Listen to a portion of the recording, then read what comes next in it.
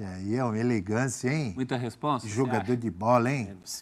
Pedro, falando sobre esse jogo decisivo diante do Palmeiras. Vamos lá. Sabíamos da dificuldade que ia ser o jogo, sabíamos que também deveríamos fazer o resultado em casa, mas também sabemos que não tem nada a ganho para o segundo jogo. Vai ser um jogo complicado lá também, num campo diferente, então tem que ter essa concentração, esse foco para buscar a evolução, ver o que a gente pode melhorar. Foi um jogo muito bom do início ao fim, mas sabemos que pode melhorar em alguns aspectos e procurar isso para o segundo jogo fazer um grande jogo também.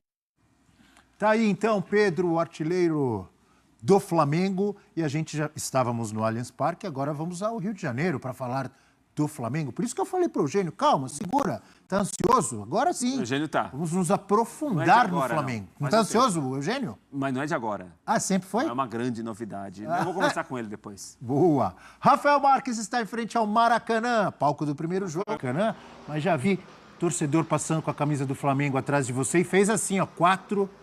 Já vi um cara vendendo bolas da seleção brasileira. Tem movimentação, não é só em frente ao estádio do Palmeiras, não, onde estava a Mari. Aí no Maracanã também tem. Eu quero que você fale das novidades e dos prováveis desfalques desse Flamengo para logo mais. Como é que o Tite vai armar esse time aí, Rafa? Então, Abel, o Maracanã é um ponto turístico do Rio de Janeiro, né? Um dos lugares mais frequentados do mundo. Então, tem sempre a visitação e, claro, né? Essa área que a gente escolhe para poder fazer a participação aqui na programação da ESPN, em frente à Estátua do Berini, praticamente, ela é uma área muito nobre, muito conhecida. Então, o Maracanã tem vida mesmo quando não tem jogo. O Tite vai armar o Flamengo de uma forma que cabe debate. E é por isso que é importante a gente trazer a primeira escalação na tela para os amigos fãs de esporte aqui do F360, para depois debater em cima dela, fazer até um pouco mais de sentido. Né? O Matheus Cunha será o goleiro, porque ele é o goleiro da Copa do Brasil. Na defesa, Varela, Fabrício Bruno, Léo Pereira e o Ayrton Lucas. O meio-campo aí temos já uma mudança, o Alan como titular ao lado do Pulgar, porque o De La Cruz está com um problema no joelho, sequer viajou para São Paulo. O Gerson, a Arrascaeta, o Pedro e o Luiz Araújo, teoricamente escalado pelo lado esquerdo. E aí cabe a primeira boa discussão que a gente pode desenvolver aqui. Por que não o Bruno Henrique, né? Já que ele atuou contra o São Paulo no último sábado no Campeonato Brasileiro. Porque no entendimento da comissão técnica do Flamengo, embora isso não tenha sido dito explicitamente, a volta do Bruno Henrique tem que ser uma coisa gradual, né? O nível de intensidade do jogo talvez não seja tão adequado para que ele possa ser titular essa noite contra o Palmeiras. E aí, mais uma vez, o Tite faz essa, entre aspas, improvisação. Foi debate aqui semana passada entre o Eugênio Real e eu, podemos redebater, que essa história do Luiz Araújo ser escalado pelo lado esquerdo. Mas o fato é que a comissão técnica aprovou, tanto que isso vai ser utilizado essa noite outra vez às 8 horas no Allianz Parque, na escalação da equipe do Flamengo. 2-0 foi o placar no jogo de ida, ótima vantagem que o Flamengo construiu, tem que administrar no jogo da volta para poder embolsar os R$4.515.000 da cota de classificação para as quartas de final e também manter uma invencibilidade recente bem interessante. Há 7 jogos, o Flamengo não perde no Allianz, são 5 empates e 2 vitórias. A última derrota do Flamengo na condição de visitante contra o Palmeiras foi em 2017, Abel. Bom, já que ele citou o seu nome... É verdade. Né? Ele quer o debate. Eu ia começar com você, Prats. Ele está querendo fomentar o debate. Mas o Eugênio foi citado. Ele não quer interditar, ele quer fomentar o debate, o que eu acho fantástico. O Eugênio foi interrompido por mim, agora há pouco. Vou voltar de onde eu parei. Então, a palavra está com você. Não, agora é Luiz Araújo. Fale sobre o Flamengo, Luiz Araújo. Vai lá. Posso despausar? Eu acho que dentro da realidade possível hoje é a melhor opção. E acho que o Luiz Araújo pode atacar espaço pela esquerda perfeitamente, ir no fundo, cruzar ou chutar no gol com a perna esquerda, sendo canhoto. Ele não fez um gol assim contra o Palmeiras? Então no último jogo? Ele pode jogar pela direita porque ele tem essa qualidade. Porque, Abel, eu me pego muito o seguinte, muitas vezes você coloca um jogador pela direita, que é canhoto, pensando que ele vai trazer para dentro e chutar. Sim. Só que ele não faz isso. Alamarinho. E também Alguns fazem. Mas a maioria não faz. O Luiz Araújo faz. O Robin fazia? O Robin fazia, mas a maioria não faz. E aí, pior, quando tem que ir no fundo, para cruzar com a direita, o cara tropeça na bola e cai. Não consegue. Aí, às vezes para, pensa, perde tempo da jogada, recua, não sei o quê, e aí o ataque vai por água abaixo. Então, se for para fazer isso, você prefere que você use o talento desse jogador do lado esquerdo. do lado esquerdo, ele sendo canhoto. claro. Você vê, por exemplo, o Vinícius Júnior, né? Talentosíssimo jogador. quando o Ancelotti dá a ele mais liberdade de movimentação, não que ele não possa jogar pela esquerda, ele pode jogar pela esquerda, mas ele começa a sair da esquerda e jogar eventualmente mais pelo meio ou às vezes pela direita, amplia o leque de possibilidades para ele usar o talento dele. Porque ele pela esquerda, ele vai driblar sempre para o mesmo lado, vai trazer para dentro e bater. Tá. Já fez muita história por ali, Faz hein? muito bem isso. Ok. Mas quando ele pode jogar centralizado, ele pode, ou às vezes caindo até um pouquinho de vez em quando pela direita, ele tem outro repertório para usar. Ele pode surpreender o adversário de outra forma. Não à toa, na temporada que ele teve mais liberdade de participação, ele hoje é favorito a ganhar o prêmio da Bola de Ouro. Isso citado pelo próprio Ancelotti. Então, assim, o Luiz Araújo rende bem pela direita, mas pode render bem pela esquerda, como rendeu no outro jogo, porque foi efetivo, fazendo um gol e dando uma assistência. Agora, acho que o meu amigo Rafael Marques, o novo comentarista da Palavra Fácil. Eu gostei dessa. Não, jamais. O Luiz Araújo, Esse foi só um, único. num jogo como o de hoje, será fundamental também na recomposição defensiva. Porque ele tem muito fôlego, força, para ajudar, porque a gente imagina que o Palmeiras seja mais agressivo hoje, e ele, desses jogadores do meio para frente do Flamengo, é o que tem mais capacidade de voltar para ajudar na defesa. Nesse ponto eu concordo com o meu amigo Eugênio Leal. É necessário, sim, ter essa preocupação, até porque o Flamengo tem uma vantagem a ser administrada. Veja, do ponto de vista da circunstância do jogo, talvez haja uma justificativa para que o Luiz Araújo seja o escolhido. Se o Flamengo tivesse uma necessidade mínima que fosse de ser um time mais controlador do jogo, mais propositivo, mesmo que aguentasse só um tempo, eu defenderia o início do jogo com o Bruno Henrique, por ser um jogador totalmente afeito àquela posição. E que iria causar um enorme desconforto ao lateral direito do Palmeiras, seja ele quem for, para o jogo dessa noite pela Copa do Brasil. É um jogador insinuante do drible, um jogador que prende a marcação. Ele movimenta, né, a defesa adversária. Ele tem essa característica, como diria o João Santana, ele chacoalha a defesa adversária. É uma questão. Mas como o Flamengo tem uma vantagem para administrar, orientado a ser muito mais um compositor de espaço do que propriamente um agressor, um jogador de ataque, o Luiz Araújo pode funcionar por ali. O meu ponto em relação a ele, remetendo no jogo de ida, por mais que seja o requentar de uma discussão antiga, é que a efetividade dele no jogo aqui no Maracanã foi possível por circunstâncias do jogo, não por uma iniciativa própria do jogador. Como ponta esquerda, o Luiz Araújo tem seríssimas dificuldades de avançar ao fundo, aparecer como opção de jogo pelo lado esquerdo, triangular e aparecer no fundo. Ele não consegue fazer isso. Ele tem um passe que ele recebe do Gerson, sozinho, livre, e faz um ótimo cruzamento para o Pedro. Ele tem um passe que ele recebe do Pedro, sozinho, avançando, e faz o gol. Ótimo, qualidade técnica. Imagina se não tivesse dificuldade, pô. Então, mas com toda essa dificuldade, ele fez um gol e deu uma assistência? Coloca um marcador na frente dele pelo lado esquerdo, Abel Neto. Coloca um sujeito para marcar o Luiz Araújo na frente dele. Vamos ver se ele vai ter recursos para driblar pelo lado esquerdo. Eu acho que hoje o jogador, Rafael... não estou dizendo que ele é um jogador inútil, não acho nada disso. Acho o Luiz Araújo uma peça importantíssima no elenco do Flamengo. Mas ele só tem facilidade no 1x1 pelo lado direito. No 1x1 pelo lado esquerdo não tem, gente. Para mim, isso é muito claro para mim. Por e não é isso por causa do jogo. Pensou a mesma coisa que eu pensei? Vai dar mais possibilidades a ele. todo dele. Vai dar até mais possibilidades, porque vai ter espaço para explorar, para atacar. Eu acho que a gente está fazendo uma análise toda ofensiva do trabalho dele, e não é isso que o Tite tem em mente. Ele é homem de Exatamente, Celso. Ele é homem de confiança do Tite na recomposição. Mas falei sobre o Tite, em seus trabalhos, sempre tem um cara assim. Ele trabalhava assim com o Jorge Henrique no Corinthians. Ele quis fazer isso com outros jogadores e até foi criticado na seleção brasileira. A gente falava que ele prendia muito o William, por exemplo. Gabriel Jesus. Romero fez muito isso em 2015. Romero, tem sempre alguém. E ainda mais hoje, numa noite de vantagem de 2-0, a gente está fazendo toda uma projeção ofensiva desse trabalho do Luiz Araújo, e para o Tite, independentemente de da direita ou da esquerda, ele quer o cara recompondo.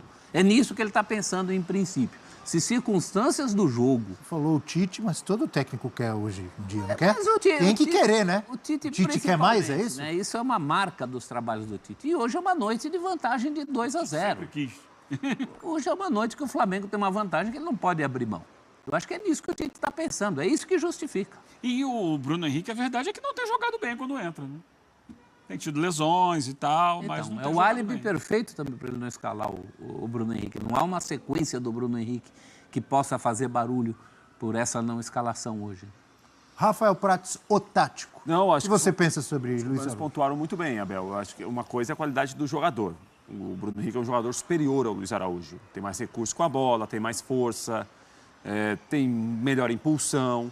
Mas acho que os companheiros falaram muito bem. A preocupação do Tite é uma preocupação de um jogador que consegue voltar pelo lado do campo, consegue tentar tirar a linha de passe. Seja qual for o lado, né? Exatamente. Não E o Luiz interessa Araújo, e nessa situação que o Rafael Marques pontuou, que ele encontrou no Maracanã, talvez ele encontre hoje no Allianz Parque. A gente está imaginando o Palmeiras, obviamente, mais agressivo, tentando marcar mais à frente. Por outro lado, pode ceder um espaço para o ponta esquerda, no caso do Luiz Araújo, e ele vai bem nesse tipo de jogada, de ser lançado, de aproveitar algum espaço que apareça.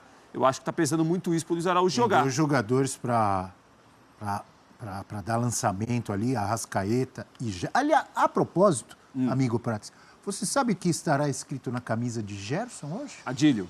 Adílio. Gerson, né? No que começo eu da semana. sempre chamei de Adílio dos tempos modernos, hoje estará com a camisa de Adílio, fazendo essa homenagem. Mesmo número, né? Camisa 8. Camisa 8 também.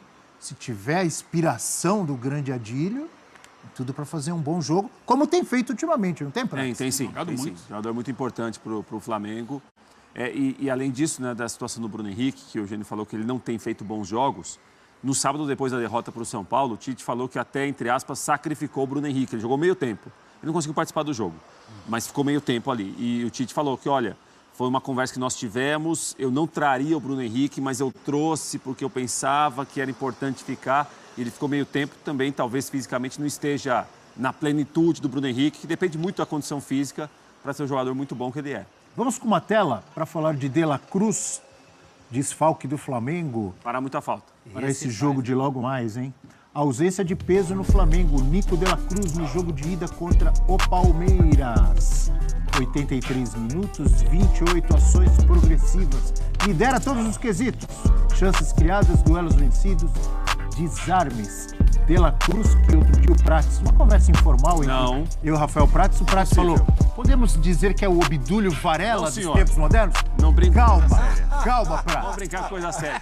O Doni Varela, que nesse local que está o Rafael Marques aí, escreveu uma das grandes histórias do futebol mundial, como capitão de uma seleção campeã do Nem mundo. o Celso viu o Obdúlio Varela, que é o nosso mais experiente aqui da mesa. Nem Sim. o Celso viu o Obdúlio Varela jogar, ô, Abel. Pelo amor de Deus. Eu não vi, mas vovô viu. Vovô dizia que ele fazia no meio do jogo assim, Meu lá avô camisa, também. lá camisa. Hierarquia. El negro jefe. E sem De La Cruz, brincadeiras à parte, Aí é o problema bem maior. bem maior? Mas e o elenco do Rubro Negro? É, verdade. O Eugênio fala sobre isso toda mas hora. o problema é bem maior. Elenco. Porque assim, vamos contar que você está falando do De La Cruz, você já mexeu no time sem o Cebolinha. Porque teoricamente o que você faria? Ah, se não tem o De La Cruz, você traz o Gerson para cá, coloca o Gerson no meio de campo. E aí o Luiz Araújo entra na direita. E o Cebolinha na esquerda. E o Cebolinha na esquerda, ok. Só que você já não tendo o Cebolinha, você já traz o Luiz Araújo para a esquerda. Aí você tem que ter o Gerson na direita. Porque não tem exatamente muitas opções ali. Talvez poderia ser o Lohan. Uma pergunta talvez... breve. Não tá bom? Gerson na direita, Arrascaeta no meio, não tá bom? Tá bom, mas... Dá pra jogar? A questão é que Hã? a diferença do De La Cruz pro Alan, que é o provável substituto dele, hoje é muito grande. E a própria opção É pelo verdade. Alan é questionável, né, Eugênio? É. Ele tinha coisa melhor para fazer ali. Poderia colocar, por exemplo, Mas são meninos, né, Celso? o Léo Ortiz. Diga, Ou Rafa. o Léo Ortiz. Se botar o Léo Ortiz, você, talvez evidencie, escancare demais a preocupação só em composição de espaço. O Léo Ortiz de volante, gente, não está sendo um zagueiro à frente dos zagueiros só, não, tá? Ele está tentando participar do jogo, ele é o homem da primeira bola, ele movimenta em sincronia com os demais jogadores. Ele está sendo um primeiro volante interessante, mas ele tem limitações no passe longo, ele não é um jogador de muita chegada ao ataque, embora até se aventure vez ou outra. Mas assim, acho que colocar Pulgar e Léo Ortiz ao mesmo tempo talvez denotasse uma preocupação em excesso de apenas compor e se defender. E aí com o Alan você tem um pouco mais de passe e aproximação. Embora eu concorde plenamente com os amigos, não dá para comparar um com o outro. Aliás, nem cabe comparação mesmo. E o Alan no Flamengo, essa temporada até está conseguindo, né, nesses últimos 2, 3 meses, jogar um pouco melhor, mas não é ainda sombra do jogador que foi no Fluminense e principalmente no Atlético Mineiro. Mas, assim, é uma discussão interessante. De qualquer maneira, qualquer opção que fosse, Celso, mais agressiva, mais técnica, seria o Lohan, seria o Matheus Gonçalves, seria um menino. E, notadamente, são jogadores que não estão atravessando fases boas tecnicamente. E aí já é tecnicamente. faceiro demais, né? Pro Tite aí passa do ponto. Ô, Rafa, você falou, quando você citou a possibilidade do Pulgar e do Léo Ortiz, você falou que talvez ficasse muito defensivo, pensando só na marcação. O Pulgar sai pro jogo também, não sai? Estou enganado. Sai do jogo. Só sai que bem. A natureza de jogo do Pulgar é inicialmente um cara de composição, aparece para receber essa primeira bola, ocupação de espaço, e aí desenvolve junto com o time. Mas não é propriamente um armador. Sim, é diferente quando você tem, por exemplo, o De La Cruz, que é um meia de velocidade, um Gerson, que é um cara talentosíssimo do passe longo de qualidade. É diferente. E o Alan entrega um pouco mais com a bola do que o Léo Ortiz, quando o Flamengo tiver condições de desenvolver o seu jogo. Embora, claro, né, com o Léo Ortiz ficasse um pouco mais compacto no meio campo. Mas o Tite vai botar o Alan porque ele vai tentar ter o controle técnico do jogo. Não se espantem se hoje, quando a bola começar a rolar, o Gerson ficar muito mais composto no meio campo, como mais um homem pelo corredor central do que propriamente aberto pelo lado direito. Porque a chave do jogo do Flamengo essa noite é ganhar o meio campo do Palmeiras. E com o Gerson sendo mais um a jogar junto com o Rascaeta, com o Alan e com o Pulgar, o Flamengo vai ter a pretensão de ocupar esse espaço. Ô, Rafa, antes de me despedir de você, obviamente lhe agradecer, que sempre bom tê-lo conosco aqui no F360, eu estava lembrando que agora há pouco você dizia que o Maracanã é um dos lugares mais visitados do mundo. Na hora que você falou isso, eu pensei, na mesma hora eu pensei, a Torre Eiffel joga vôlei? E aí eu mesmo respondo, joga, porque a quadra do vôlei de praia é quase em frente. Olha que loucura, hein? Quase em frente à Torre Eiffel. Mas você me convenceu, porque você está falando, não para de passar gente aí no fundo. A torre é uma coisa que eu Bem obcecado chegar nessa uma frase. Maurício registro levantando. jornalístico. É questão de oportunidade jornalística, para ser mais preciso. Acaba de chegar mais uma van aqui, ó, com vários turistas que estão passando aqui por trás de mim nesse van que a gente momento conhece? para poder tirar a Não, foto. aquela não tem Tá em Goiânia. Não, aquela não. Aquela tá em Goiânia. É uma van que tem, acho que aquela de 15, de 25 lugares, aquela maiorzinha. E aí estão sendo que todos os turistas vão parar ali em frente à Torre Eiffel, vão... a Torre Eiffel? A Estátua do Bellini. E confundi, hein? É isso. É o famoso ato falho com a incidência do apresentador. Tem ali os ambulantes vendendo camisas, está lá a Estátua do Bellini e tal. E aí, tem uma van na frente dessa já parada, onde saiu uma galera, na verdade é um micro-ônibus, e agora parou uma outra van. Então, o Maracanã é Tem isso, ambulância. gente. Todo dia, o tempo todo. É isso. Passa também aqui. Ambulância, polícia, tudo. Mas você tem total razão, realmente. É muito visitado o Maracanã, de tanta história e de tanta gente. Obrigado, Rafa Marques. Bom dia, bom trabalho para você, amigo. Valeu, Abel. Abraço a você, aos amigos. Até a próxima. É isso aí. De La Cruz está fora, não se recuperou das dores no joelho, que ele recebeu uma pancada, foi desfalque contra o São Paulo por conta dessas dores e está sendo desfalque agora contra o Palmeiras pela Copa do Brasil. No final de semana existe a expectativa de ele retornar ao time. Cebolinha, pelo menos tem um lado bom, foi relacionado, está à disposição do técnico Tite. Será que começa? Pois é, vou dar a resposta logo para vocês aqui.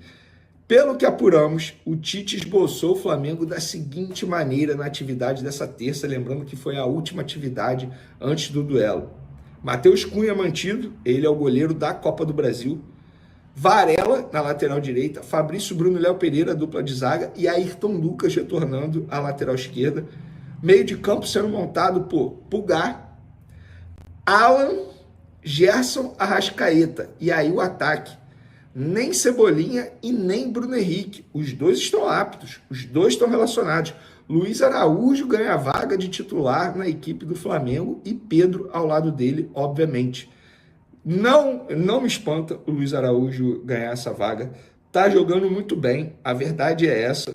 Tá se tornando uma espécie de 12º jogador do Tite. Sempre que entra, dá conta do recado, tem bons números, minutagem alta, pouco se machuca, não é um jogador violento, muito pelo contrário, não é um jogador de chamar atenção de maneira negativa, levando cartão, muito pelo contrário, é um jogador extremamente tático. A imprensa francesa noticiou o seguinte, vou ler exatamente aqui, na íntegra, tá? Foi informação do site Santi Auna, no Foot Mercato, lá da França. Flamengo e Rennes estão próximos de um acordo por Fabrício Bruno. 12 milhões e meio de euros mais bônus. O que ainda trava o negócio é a pedida salarial. Fabrício Bruno quer entre 2 e 2,5 milhões de euros por ano. Eu não sei quanto Fabrício Bruno quis ou pediu, aceitou. O que eu garanto para vocês é, no Flamengo me falaram o seguinte, Vene, diferentemente do que aconteceu com o West Ham, nesse caso, aconteceu o seguinte, nós recebemos a proposta do West Ham, nós aceitamos. O Fabrício Bruno foi quem não aceitou a proposta salarial. No caso do Rennes, isso uma pessoa do Flamengo me disse, no caso do Rennes, o jogador aceitou a proposta salarial do Rennes, mas o Flamengo não aceitou a proposta do Rennes para vender o jogador, que de fato foi de 12 milhões e meio de euros fixos, mais 1,5 de bônus, totalizando 14. O Flamengo não aceitou e não vai aceitar. O Flamengo tem a informação dos empresários do atleta que o Rennes pretende aumentar a proposta pelo Fabrício Bruno. O Flamengo vai vender? Não tem como saber, não tem como prever o futuro. Depende dos valores oferecidos, das condições.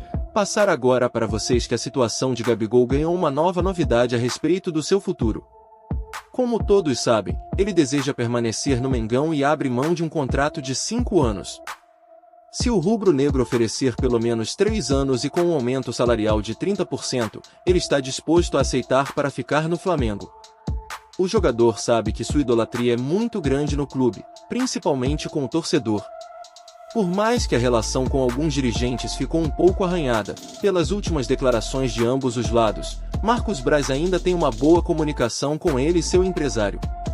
O vice-presidente de futebol flamenguista foi quem apostou na sua contratação em 2019, quando boa parte da cúpula do mais querido do Brasil era contra e, a história não mente, o negócio deu super certo para todos os envolvidos.